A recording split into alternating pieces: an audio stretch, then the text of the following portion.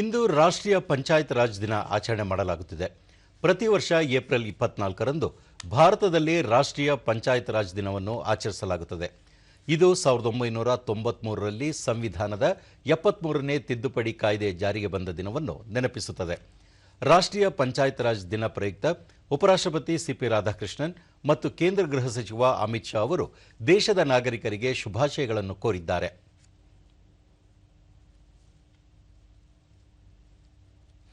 ಉಪರಾಷ್ಟ್ರಪತಿ ಸಿಪಿ ರಾಧಾಕೃಷ್ಣನ್ ಪಂಚಾಯತ್ ರಾಜ್ ವ್ಯವಸ್ಥೆಯು ತಳಮಟ್ಟದ ಪ್ರಜಾಪ್ರಭುತ್ವ ಮತ್ತು ಸಹಭಾಗಿತ್ವದ ಆಡಳಿತದ ಮನೋಭಾವವನ್ನು ಒಳಗೊಂಡಿದೆ ಎಂದು ಹೇಳಿದ್ದಾರೆ.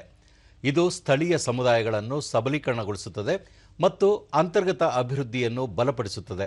ಗ್ರಾಮ ಮಟ್ಟದ ನಿರ್ಧಾರಗಳಲ್ಲಿ ಜನರ ಧ್ವನಿ ಕೇಳುವಂತೆ ಇದು ಖಚಿತಪಡಿಸುತ್ತದೆ.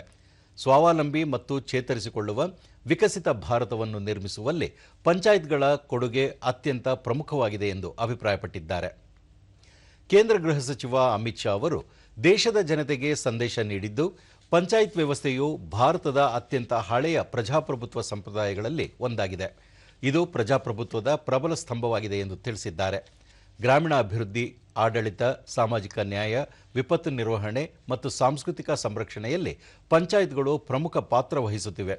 ಇಂದಿನ ಪಂಚಾಯತ್ಗಳು ಹೆಚ್ಚು ಸಬಲವಾಗಿ ಮತ್ತು ಸ್ವಾವಲಂಬಿಯಾಗಿ ಬೆಳೆಯುತ್ತಿವೆ ಎಂದು ಶ್ಲಾಘಿಸಿದ್ದಾರೆ.